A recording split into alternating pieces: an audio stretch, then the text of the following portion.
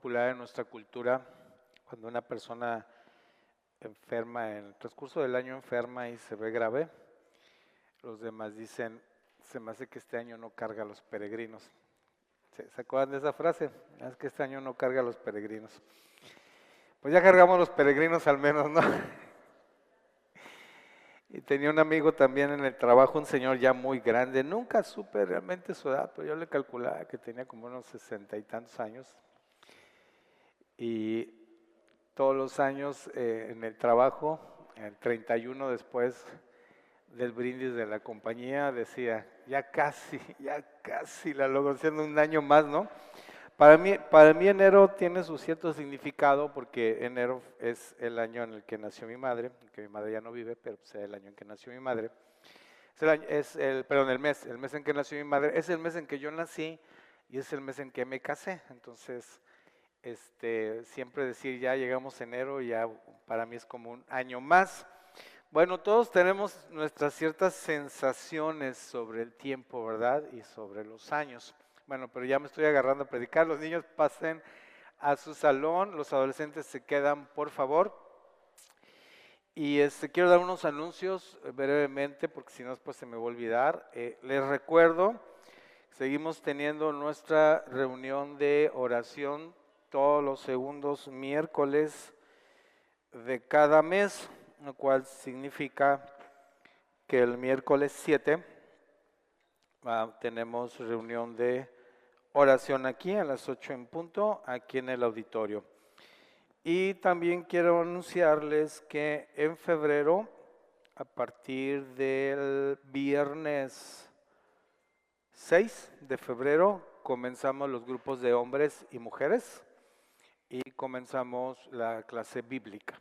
Entonces, a partir del viernes de febrero 6, viernes, el grupo de mujeres aquí en el auditorio a las 7, el de hombres allá en el salón de adolescentes a las 7 y la clase bíblica va a ser a las 8. El tema que vamos a ver en la clase bíblica es los pactos, ¿sí? Vamos a estudiar los pactos, cómo Dios se ha relacionado con su creación, con el ser humano a través de pactos. Y cuáles han sido esos pactos, cómo, por qué y cuál es el pacto que está vigente. Así que yo lo invito de veras a que disponga en su corazón ese tiempo. Voy a caer gordo porque siempre digo lo mismo, no importa que le caiga mal. No me diga que no tiene tiempo, no me diga que no tiene tiempo, porque yo no tengo tiempo y aquí voy a estar. Y no me diga que le queda lejos, por favor, eso menos. No me diga que le queda lejos porque a mí me queda 155 kilómetros, ya saqué la cuenta, son 155 kilómetros de mi casa a este lugar entonces, y 155 de regreso, son 310 kilómetros lo que yo recorro para venir a la clase, así que no creo que usted vaya a recorrer más que yo. ¿Sale? Pero si usted póngalo en su corazón, Dios le dirá, Dios le hablará. Si no viene, no se lo voy a tomar a mal, no me voy a enojar, no le voy a decir nada, Dios no se va a enojar con usted tampoco, no lo va a castigar, no le va a pasar nada, ¿sí? El venir a aprender tiene que ver con ese deseo, esa vida en Cristo que te lleva a querer más de Él, pero eso es de cada quien. Y si usted no puede, pues no puede, ¿no? Porque también así pasa, de veras, a veces no se puede. A lo mejor usted su horario de trabajo, a esa hora está trabajando, ¿qué va a hacer, no? Pues no puede, también eso se entiende. Muy bien. Pues ahora sí, creo que ya no me falta anunciar nada, entonces ahí está el cafecito, ahora sí se apetece. Gracias por ese cafecito que siempre ponen. Entonces estamos en el tema de que para todos nosotros los tiempos siempre adquieren una cierta importancia y los años son importantes. Los cierres de años para muchos de nosotros son cierres de ciclos, ¿están de acuerdo? O sea, termina el año, comienza otro y hay como un cierre de un ciclo. Ahora, ese cierre de ciclo tiene que ver mucho con cómo percibimos nosotros el tiempo, porque la verdad es de que si yo tengo una deuda y acaba el año y empieza el 2026, la sigo teniendo, no sé si se han dado cuenta de eso. Lo que peso el 25 de diciembre, el 31 de diciembre, pues va a ser unos kilos más lo que pese el 1 de enero. Pero como que diga, ay, cambió el año, ya cambió todo, no cambia, suele no cambiar. pero nuestra percepción es como que trae un cierre de ciclo y el inicio de otro. Entonces, por algo se hacen los calendarios, por algo se lleva el tiempo, por algo las culturas siempre han tratado de llevar el tiempo, porque es importante. Y porque la naturaleza también nos habla de ciclos, ¿no? Nos habla de las estaciones del año, las cuales tienen su importancia.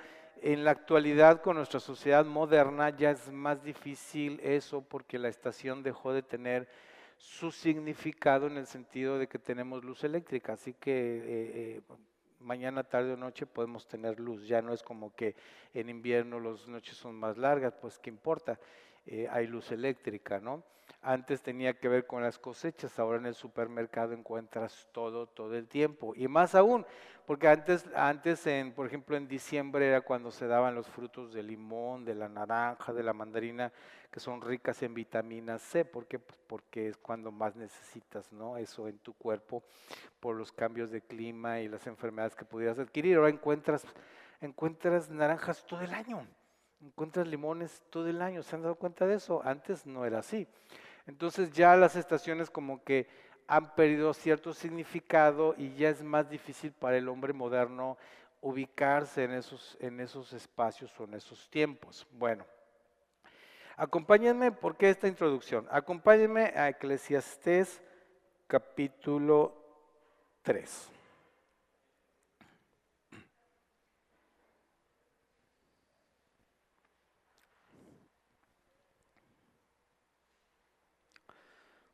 Vamos a leer el libro de Eclesiastés en el capítulo 3 y vamos a leer el versículo 11.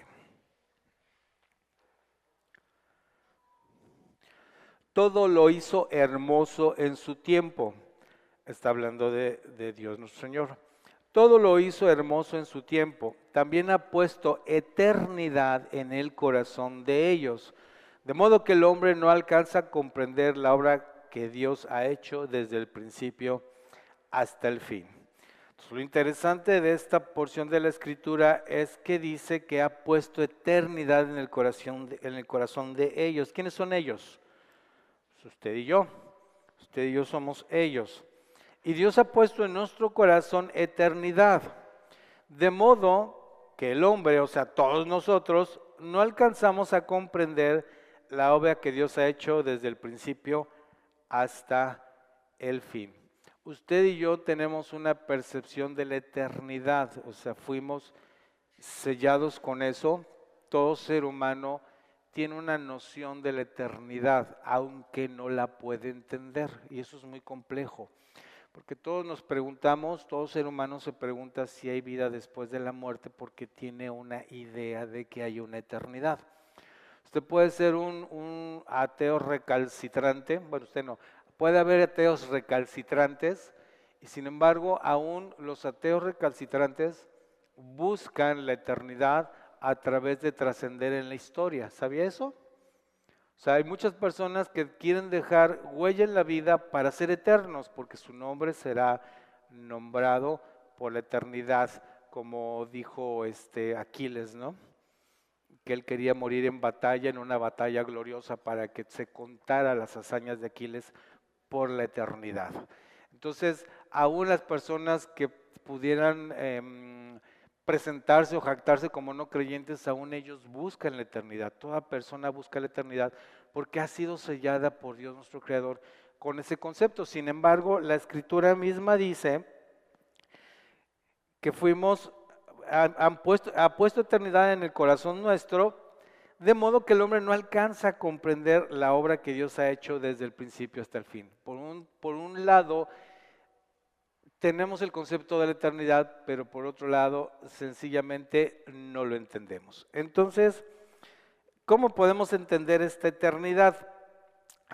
Le voy a leer el significado de eternidad de acuerdo a nuestro idioma, el español. Dice, perpetuidad sin principio, sucesión sin fin. Pero en una de sus acepciones dice, duración dilatada de siglos y edades. Esto es muy importante que lo podamos comprender, porque eternidad no solo es lo que no tiene principio y fin, o la duración eterna, es decir, que nunca acaba, entre el principio y el fin nunca acaba. Eso es lo que normalmente todos entendemos como eternidad. Pero también dice duración dilatada, es decir, prolongada, de siglos y edades. Y quiero hacer énfasis en esa palabra, edades. ¿A qué se refiere con edades? Con edades se refiere a eras. Y con eras se refiere a periodos de tiempo a partir de un hecho destacado o una constante. La historia de la humanidad está marcada por edades o eras. ¿Está de acuerdo conmigo? Entonces, existen diferentes edades por los que la humanidad ha pasado. Entonces, tenemos la edad de piedra, tenemos la edad antigua, tenemos la edad media, tenemos la edad moderna y tenemos la edad contemporánea, ¿sí? Cada una de estas edades se divide a su vez en unas subedades, si lo podemos decir de esa manera. Por ejemplo, la edad de piedra, en la edad de piedra se desarrolló en las comunidades humanas que eran nómadas, pero en la misma edad de piedra se hicieron sedentarios y descubrieron la agricultura. Sin embargo, todas sus herramientas y sus armas, porque peleoneros hemos sido desde que fuimos hechos, sus armas y sus herramientas eran de piedra. Entonces, dentro de esa edad prehistórica también se descubrió la metalurgia, de tal manera que se aprendió a forjar los metales. Entonces, ha sido todo un desarrollo que ha marcado la historia de la humanidad.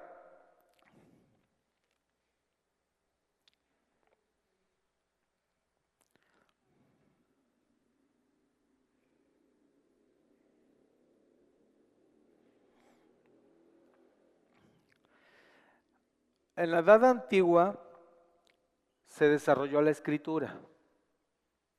Fue cuando se dieron los primeros símbolos y se quedó plasmado en una escritura. Ahí surgieron los grandes imperios, el imperio persa, el imperio babilónico, una serie de imperios que ha habido. Esa es la edad antigua. Luego, en la edad media, la edad antigua acabó con la caída del imperio romano y viene la edad media. La edad media se caracterizó por los feudos, por la manera de los feudos y los descubrimientos que hubo en continentes. Eso acabó y vino la edad moderna, donde surgió la ilustración, donde surgió otra forma de vivir y de conceptualizar la sociedad y el mundo. Y la edad contemporánea es donde estamos ahorita, ¿no? Donde vivimos en el capitalismo, normalmente en el capitalismo, en el socialismo y las ideas filosóficas que existen. Y esto está muy resumido, tampoco es que sea la clase sobre las edades, pero solo para que nos demos una idea de cómo las eras han ido marcando el desarrollo de la humanidad. Bueno, en esta parte de Eclesiastés que leímos, que dice, ha puesto eternidad en nosotros, esta palabra eternidad en el hebreo es olam. A Dios se le ha presentado como el olam, es decir, el eterno. Abraham le decía el olam, el eterno. Entonces, cuando nosotros vemos ese concepto de el eterno, decimos pues el que no tiene principio, el que no es fin, el que es creador, el que es por sí mismo. Eso sí lo podemos entender, pero el olam no solo es como nosotros, y fíjense, nosotros designamos a Dios como el eterno. El título hebreo, el olam, comúnmente es traducido como Dios eterno. Sin embargo, también puede traducirse como Dios del universo. Viene de la raíz alam, que significa ocultar, esconder, que queda fuera de la vista. De ahí que olam se entiende como algo que queda fuera del alcance de la mente humana, incomprensible para el hombre, por eso se asocia con la eternidad, pues es algo incomprensible para el hombre. Y también significa era, en el concepto que ya vimos, o sea, el periodo de tiempo prolongado. Entonces dice que Olam es lo oculto, en hebreo es lo oculto, lo incomprensible, lo que no se puede entender. Es esa eternidad de Dios que es inalcanzable para la psique humana. Es decir, a Dios en la eternidad, el concepto de eternidad, es decir, Dios es eterno, ahí estamos diciendo, para empezar, ni siquiera puedo entender eso de la eternidad. Yo me hacía tiras de niño porque déjenme decirle que de niño yo era un beato bien hecho, desde los, de veras, era ratón de iglesia. Yo de niño como de los 8 a los 12 años, no fui monaguillo, ya no me acuerdo ni por qué, pero hubiera sido monaguillo. O sea, a mí me encantaba estar en misa todo el tiempo. No le entendía nada al amigo ese porque tenían un audio de la patada. Tenían un sistema Ratson y nomás oía. Y luego algunas se aventaban sus frasecitas en latín, menos, porque no, bueno, aquí hay mucho chavo, pero hay varios rucailo también. Si usted lo llevaban a misa, recordará que las misas eran en latín. Entonces, cuando a mí me llevaban el morro, yo me pegaba a la bocina esa gacha toda llena de telarañas, porque quería entender qué decía, era imposible, era latín. Imagínense. Sin embargo, ya después vino una reforma y ya las misas se celebraban en español o en el país donde estuviera el idioma. Trataba de entenderle también, pero era muy complicado. Sin embargo, yo ahí estaba. Bueno, ¿por qué le estoy diciendo esto? Ya me extravié. En el término yo me hacía tiras por entender en qué momento Dios es eterno, pero antes de esa eternidad que había, ¿usted lo puede conceptualizar? ¿La eternidad realmente la puede entender? O sea, sí, le queda claro que es desde siempre, o sea, no hay principio, no hay fin, o sea, eso es fácil, pero se ha puesto a pensar, o sea, ¿y cómo que había antes?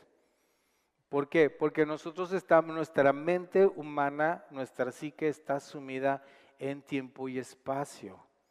El tiempo no es algo que exista en la eternidad. Esto también es bien importante de entenderlo. El tiempo no es algo que exista en la eternidad.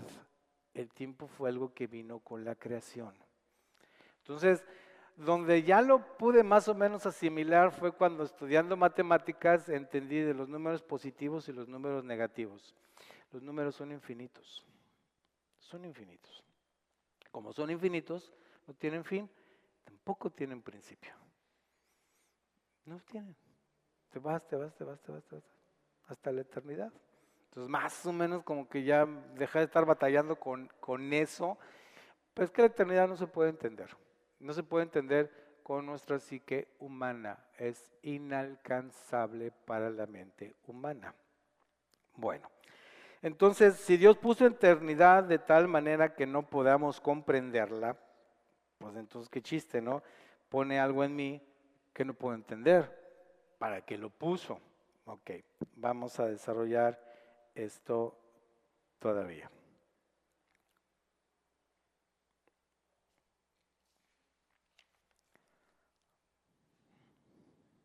La eternidad es incomprensible para lo terrenal y lo temporal. Recuerde que nosotros estamos ahorita en un tiempo y espacio temporal.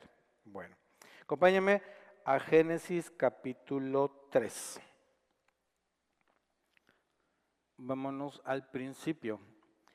Génesis capítulo 3, versículo 22.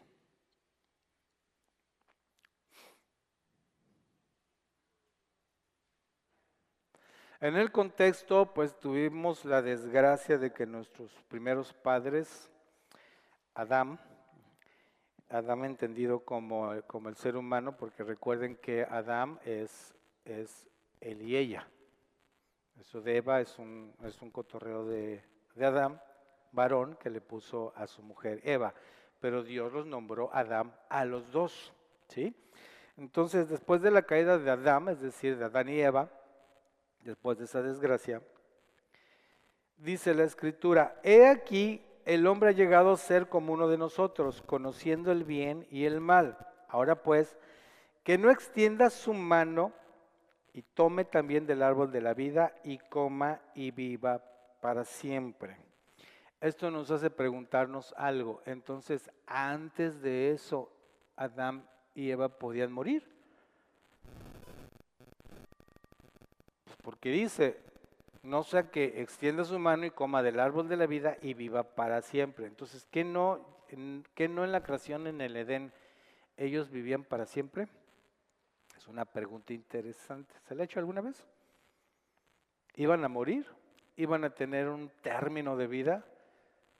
No. Entonces, ¿por qué dice que no tomen del árbol de la vida y vivan para siempre? Esto tiene un significado impresionante, porque el árbol de la vida, si ellos hubieran comido del árbol de la vida, les hubiera permitido vivir para siempre en un estado de caída, en un estado de un hombre caído.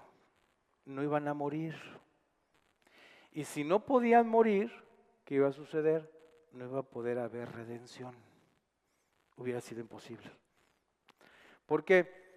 Porque en la época del Edén dice que los hombres vivían en un estado de inocencia. Adán y Eva vivían en un estado de inocencia. No conocían el mal. No lo conocían. Entonces, esa es una eternidad, una era en la que ellos vivían. Cuando ellos salen por el pecado de la desobediencia, salen de ese estado de inocencia, sus ojos son abiertos y entienden el bien y el mal. Entonces Dios dice que no coman de este árbol, porque si comen de este árbol van a vivir para siempre, pero en un estado de pecado, eternamente. Y entonces si eso pasa, no va a poder haber una redención, porque la paga del pecado es muerte. Entonces la paga de ese pecado sería muerte, muertes separados de Dios, y no hay forma de redención. Por eso fueron expulsados y fueron alejados del árbol de la vida. Ahora bien, como en el Olam está la era o el periodo, entonces bíblicamente tenemos el periodo de Adán en la creación, es decir, en ese estado de inocencia. Luego tenemos Adán en la caída, cuando es expulsado del Edén y cuando los hombres se empiezan a multiplicar. De ahí viene, leemos en las escrituras cómo la tierra estaba llena de violencia. Viene un juicio, pero en ese juicio Noé halla gracia delante de Dios. Entonces, termina otro periodo, otra era, otro Olam con el diluvio y un pacto con Noé. Después de Noé viene la promesa con Abraham. Viene la promesa. Y de Abraham nos vamos a Moisés, donde viene la ley. Ese es otro periodo. Cada uno tiene su interés propio, su lección propia y su tema, ¿no? Pues no lo vamos a ver ahorita, solamente estamos utilizando estas herramientas para llegar a la conclusión que más adelante vamos a llegar. Todas son eras, todas estas se traducen por Olam. Ahora bien, después de Moisés y la ley, la escritura dice que todo esto era sombra de lo que había de venir. ¿Qué era lo que había de venir? ¿Qué me dice? Cristo, exactamente. Y con Cristo, entonces, todo aquello tiene cumplimiento.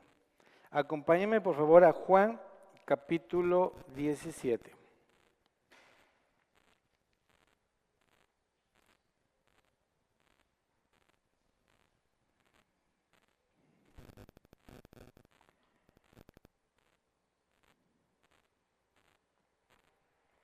Juan capítulo 17 y vamos a leer del versículo 1 al 3.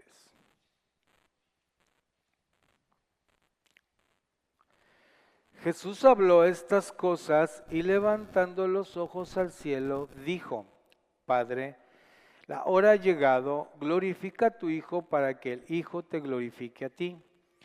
Así como le diste autoridad sobre todo hombre para que dé vida eterna a todos los que le has dado. Y esta es la vida eterna, que te conozcan a ti, el único Dios verdadero, y a Jesucristo, a quien tú has enviado. Esta vida eterna es Olam. Entonces dice, para que en Cristo les sea dada vida eterna, pero después explica qué es la vida eterna. O sea, la vida eterna no está diciendo es el periodo de tiempo eterno, no, está diciendo la vida eterna es que te conozcan a ti y a mí. Es que te conozcan.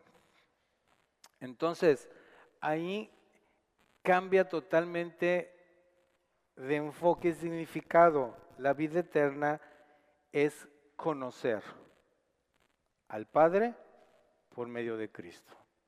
Ni usted, ni yo, y absolutamente nadie puede conocer al Padre sin Cristo. No se puede. Se puede tener una noción intelectual de ello. Es más, yo a veces hecho mano, cuando estoy estudiando, hecho mano de algunas gentes que son pues, eruditos en el idioma hebreo, que son eruditos en teología, pero ni siquiera son creyentes, ¿eh? A veces no son creyentes, pero tienen el conocimiento desarrollado, o sea, te pueden explicar perfectamente qué es lo que estaba diciendo. Pero aunque ellos tienen el entendimiento académico, sencillamente no conocen a Dios, porque no tienen a Cristo en ellos. Tienen un conocimiento meramente intelectual y académico, que te puede hacer pensar que conocen de Cristo porque tienen bien definidos los conceptos, pero solo lo tienen bien definidos. Igual te pueden hablar de religiones, de la religión egipcia y de los babilonios, te pueden hablar del hinduismo, o sea, igual, con la misma certeza de qué cree cada uno y cuál es el concepto, y sin embargo no es algo que profesen en la fe. Entonces, de antemano tenemos que entender, no podemos tener una comunión con Dios, no podemos conocer al Padre si Cristo no está en nosotros, porque la vida eterna es que te conozcan a ti y a Jesucristo a quien has enviado. Ahora, acuérdense que Olam significa eras, tiempos, edades. Entonces, eso todavía impresiona más. ¿Por qué? Porque en el momento en que usted y yo tomamos una decisión por Cristo, en ese momento estamos entrando en una edad, en una era, en una eternidad con Dios. O sea, la eternidad no tiene que ver con el día en que yo me muera y luego venga la resurrección y yo resucite y esté sentado juntamente con Cristo para siempre. No tiene que ver con el milenio, no tiene que ver con la Nueva Jerusalén, no tiene que ver absolutamente con nada de eso. Tiene que ver el periodo de tiempo que se inició en el momento en que usted tomó una decisión por Cristo y nació de nuevo. En ese momento ese Olam es esa era eterna. Es decir, que usted y yo estamos en un ámbito de lo temporal, y esto también es importante entenderlo, somos mortales, vamos a morir. Todos ustedes, usted y yo vamos a morir. Todos ustedes, y yo también voy a morir. Estamos en un ámbito de lo temporal, pero a su vez estamos viviendo ya en la eternidad. Estamos viviendo en el Olam de la temporal y estamos viviendo en el Olam de la eternidad. En el momento en que Cristo entró a nuestras vidas como Señor y Salvador. Y fíjense cómo digo, Señor y Salvador. No como Salvador, como Señor y Salvador. Porque no puede haber una salvación donde no hay un señorío. Lamento mucho si a usted le predicaron otra cosa, pero yo se lo tengo que decir y me lo digo a mí mismo. No hay salvación si no hay señorío. No puedes decir, es mi Salvador, pero no es mi Señor. Eso no existe. La salvación viene simple y llanamente porque estableciste un señorío de Cristo en tu vida. Es decir, la salvación nada más es la consecuencia de haber establecido un pacto con Dios en donde tú aceptas la salvación por medio de la fe a través de la cruz por Cristo y aceptas su señorío. Si aceptas su señorío, entonces vives la salvación. No es como que primero es la salvación y luego es el señorío. Eso no es así. Es el señorío y como consecuencia la salvación. Entonces, decimos que la vida eterna es conocer al Padre y al Hijo. Acompáñenme por favor a Colosenses capítulo 1. Colosenses capítulo 1.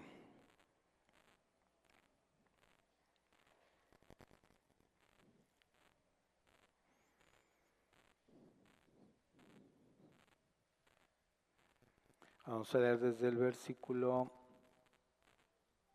26.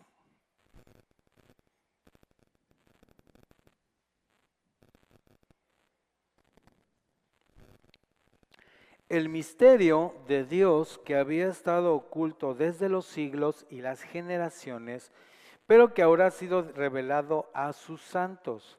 A estos, Dios ha querido dar a conocer cuáles son las riquezas de la gloria de este misterio entre las naciones, el cual es Cristo en ustedes, la esperanza de gloria. Entonces, el misterio, leímos, estudiamos, aprendimos que el olam es lo eterno y lo eterno es el misterio, lo que no se conoce. Entonces, ahora vemos que esos misterios nos han sido dados a conocer. A esto Dios ha querido dar a conocer cuáles son las riquezas de la gloria de este misterio entre las naciones, el cual es Cristo. Es decir, nos es dado conocer a Cristo en nosotros, la esperanza de gloria. Esa palabra también es olam. El misterio, hermanos, de la vida eterna es que Cristo viva en mí. No es que yo haga una oración para aceptar a Cristo en mi corazón, no, es que Cristo viva en mí, que la naturaleza de Cristo esté en mí. Ese es el misterio de la vida eterna. Eso es lo que nos da vida eterna, Cristo en mí. Y hace toda la diferencia del mundo porque es una revelación que es dada por medio del Espíritu Santo, que nosotros entendamos. La vida eterna tiene que ver con que Cristo esté en mí, viva en mí, su naturaleza esté dentro de mí y me vaya transformando. Si eso no sucede, no hay vida eterna. No la hay. Muy diferente, entiendo que estamos en un proceso de transformación y que nuestra vida tiene 3 pasos para adelante y 2 para atrás. Eso todos nos lo sabemos al dedillo, porque ¿quién de nosotros puede levantar la mano y decir, lo mío es una carrera en línea recta hacia arriba y no hay tropiezo? Mentira. Pero si la vida de Cristo no está en ti, no hay vida eterna. Y la vida de Cristo no está en ti porque hayas hecho una oración, porque te congregues, porque leas la Biblia o porque manejes muy bien la teología. La vida de Cristo está en ti porque has decidido morir a ti mismo en una cruz. Con Cristo estoy juntamente crucificado y ya no vivo yo, Cristo vive en mí. Esa es la vida eterna. Entonces yo me hallo como dice Pablo, miserable de mí, ¿quién me librará de este cuerpo de muerte? ¿Por qué? Porque no hago lo que quiero, sino lo que no quiero, eso hago. Porque en mi interior, mi hombre interior, mi espíritu se deleita en las cosas de Dios, pero mi carne me juega en contra. Entonces, el enemigo no es el pecado, el enemigo no es el diablo, el enemigo no es otra cosa más que tú mismo. Tú eres tu peor enemigo, yo soy mi peor enemigo. ¿A qué me refiero con yo? Mi naturaleza, mi ego. Ese es mi peor enemigo, es al que tengo que golpear todos los días, es con quien libro una lucha todo el tiempo, es quien quiere vivir, se niega a morir. Aunque tomé una decisión de clavarlo juntamente con Cristo en la cruz, se resiste, se resiste. ¿Han visto ustedes a un ser vivo muerto que aún se sigue moviendo? Yo sí he visto. Ya está muerto, pero todavía hay impulsos eléctricos en su cuerpo y esos impulsos eléctricos se siguen moviendo. Hay historias muy terroríficas de gente en los velorios que de repente el muerto se levanta. Eso a veces llega a pasar y tiene una explicación, no es que haya resucitado o sea un fantasma, o sea, hay ciertas ciertas cuestiones de los músculos y de biología y todo eso, que pues no lo voy a explicar ahorita, pero porque ni lo entiendo bien, lo he leído y lo he comprendido, pero no lo pudiera repetir tan textualmente. Para no confundir, usted léalo. Pero eso sucede. ¿Han visto cuando han visto una gallina descabezada? Entonces las cosas más espeluznantes que puede ver, con brotadero de sangre, corriendo por todo, está muerto ese animal y sigue corriendo. Bueno, eso somos usted y yo, una gallina descabezada. Ya está muerto, pero se sigue moviendo y sigue dando problemas. Entonces, miren, yo muchas veces, y esto me lo he predicado a mí mismo, cuando tengo ciertos problemas de carácter, y miren que tengo muchos problemas de carácter, es decir, de cómo me comporto, cómo soy. Cuando tengo ciertos problemas de carácter y trato de justificarme y darme sobaditas en la espalda, pues es que así soy yo. Y la respuesta siempre es la misma. Sí, así eres tú, pero tú ya no eres tú. Es Cristo en ti. Entiéndelo. Entiéndelo. Tienes que hacer morir las obras de la carne. Eso dice la Escritura, hacer morir las obras de la carne. No alimentes la carne. Eso es lo que tenemos que hacer. Entonces, si eso se hace una verdad, si tú interiorizas esa verdad de tu naturaleza que tú ya tienes en Cristo, muchas de las cosas por las cuales andamos batallando van a desaparecer, porque ya no soy yo. Ya no soy yo. Esa persona, ese ser promiscuo, ese ojo alegre ya no existe, ya se murió, estoy hablando de mí, ya se murió, ya no existe. Ya no existe, solo existe santidad dentro de mí. Decía mi maestro del ministerio carcelario, Jaime Guerrero, decía, Jaime Guerrero sin Cristo, ni verlo es la persona más peligrosa porque él era un estafador, él era un estafador profesional.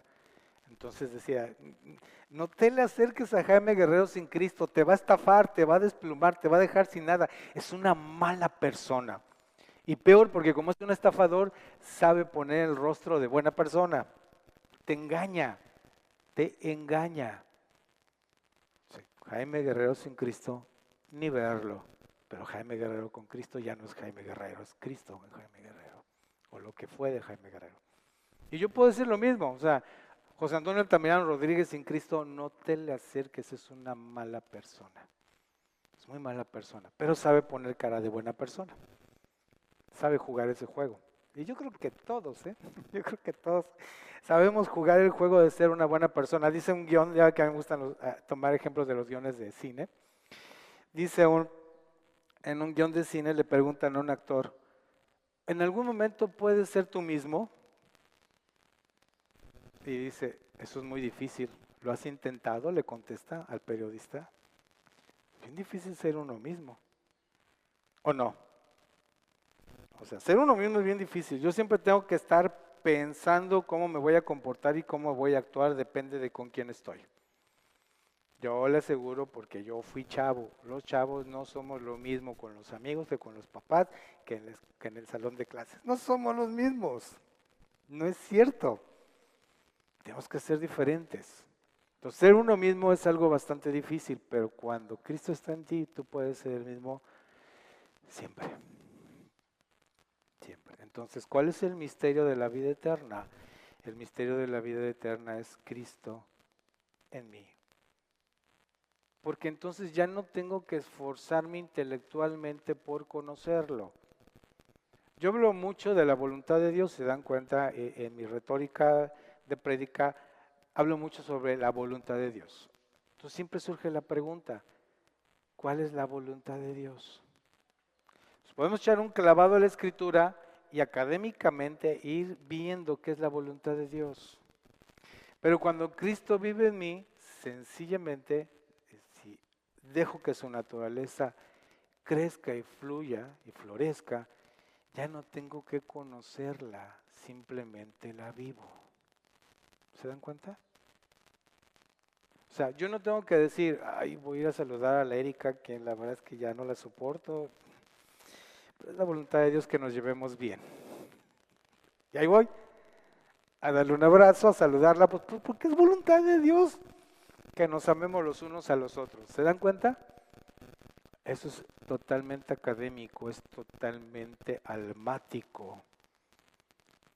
Pero si yo volteo, veo a Erika y ¿saben qué veo en Erika? A Cristo. Me voy a acercar y la voy a abrazar porque ya Cristo está. O sea, ¿cómo nos ve Cristo a nosotros? Así vemos a los demás cuando Cristo está en mí. Es un proceso, hermano. No soy tan romántico. Sé que es un proceso. Pero la vida eterna vamos empezándola ya. No cuando me muera, ya la vida eterna está en nosotros, ok, tenemos que entender ese misterio ocultado desde todas las edades que ha sido revelado a nosotros, a los creyentes, Cristo en mí, la esperanza de gloria. Por algo la Escritura dice, la creación anhela ver la manifestación de los hijos de Dios. ¿Cómo no habría de anhelarla si en cada hijo de Dios está Cristo? ¿Se dan cuenta de lo impresionante? Entonces, si este año le tiene mucha ilusión, tiene sus planes, este año piensa que las cosas le van a ser mejores, seguramente sí, yo también lo creo. Pero saben una cosa, a lo mejor también este año va a tener que padecer y vivir ciertas cosas que le van a hacer morir a su carne. Y eso es un tema que no nos gusta hablar. Es antipopular. Porque la carne no puede morir en un lecho de rosas. La carne no muere cuando usted está en algodones. La carne no muere con miel y hojuelas. No muere. ¿Cómo creen que va a morir así? ¿Quién quiere aflicción? Yo soy entre aflicción. A mí no me gusta estar afligido. Me choca estar afligido. Me recontrapatea el drama. Yo soy pragmático. O sea, a mí no me gusta el drama. Hay quien sí, pero a mí no me gusta el drama. Me gusta estar feliz todo el tiempo. Me gusta estar cómodo todo el tiempo. Pero ¿saben qué? La carne ahí es caldo de cultivo para la carne, para el ego.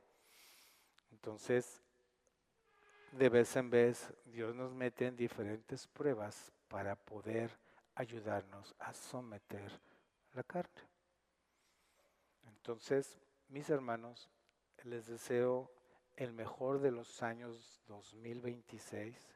Deseo que los anhelos de su corazón se alineen con el propósito de Dios y usted pueda ser ampliamente feliz. ¿Sabe cómo? Aún en la aflicción. Porque solamente así se puede entender que Pablo está entambado. Ya le pusieron una chicotiza. Le pusieron una chicotiza, lo entamban y está cantando himnos. ¿Está loco? Es un demente, ¿o no? O sea, uno podía pensar, este tipo es un demente. Lo acaban de latiguear por una causa. ¿Qué necesidad tiene? Pues él era un fariseo consagrado, y además era chaca era de los chacalosos entre los fariseos. Oye, discípulo de Gamaliel no era cualquier cosa. Ya para que le hayan dado cartas para otras ciudades para perseguir cristianos, significa que estaba pesado. O sea, ¿qué necesidad tenía Pablo? ¿No? Y sin embargo, tú dices, oye, lo encarcelan por la causa del camino, es decir, por el evangelio, lo golpean, lo encierran y las cárceles de ahora son feas, las cárceles romanas eran una cosa infame. Está cantando salmos. O sea, él sabía de lo que estaba hablando. Entonces, para concretar, hermanos, es mi oración, mi deseo, el anhelo de mi corazón, que este 2026 le vaya muy bien, que consiga muchas de las cosas que se propuso, que las puertas del cielo se abran y lo colmen de bendiciones, que pueda realizar sus proyectos, que pueda salir de sus deudas, que pueda lograr las cosas que no ha logrado, pero también le deseo que Dios trate con su vida.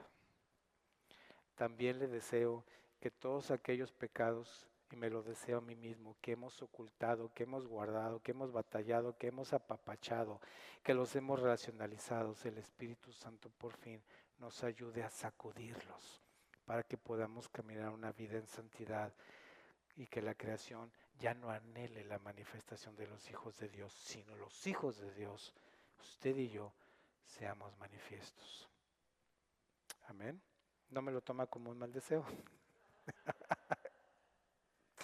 No se me agüite, por favor, que ya veo dos, tres viéndome como, oye, qué poca tienes tú. O sea, a eso vine. Yo vine por una bendición, yo vine porque los cielos, y mira con lo que me sales. No, hermanos, es una bendición. El trato de Dios en su vida es una bendición, ¿sabía? Y a veces el trato de Dios no es agradable. A veces no lo es. Pero es mi anhelo, que nosotros seamos una congregación donde se manifieste la vida de Cristo en nosotros. Amén. Señor, te damos muchas gracias en esta mañana. Yo levanto mi corazón, el corazón de cada uno de mis hermanos, porque sé, Señor, creo, estoy convencido, lo sé, que tú terminarás la buena obra que comenzaste en cada uno de nosotros, Señor. Que tú dices que los que te fueron dados no se va a perder ninguno, Señor, porque tú eres el buen pastor. Así que yo sé, Señor, que los que estamos aquí, ninguno se perderá, ninguno será arrebatado de tu mano, porque fiel eres tú, Señor, para ayudarnos a permanecer. Solo te pido, Señor, que en este año podamos ceder nuestra voluntad, ceder nuestro ego, ceder nuestra carne a tu Espíritu Santo, Señor, a la naturaleza tuya, Cristo, a la mente de Cristo en mí, para que pueda crecer, Señor, en madurez y en espiritualidad y pueda caminar conforme a tu propósito, Señor. Ya no me preguntándome cuál es, sino sabiendo cuál es, en el nombre de Jesús. Amén. Gracias, hermanos. Feliz año 2026.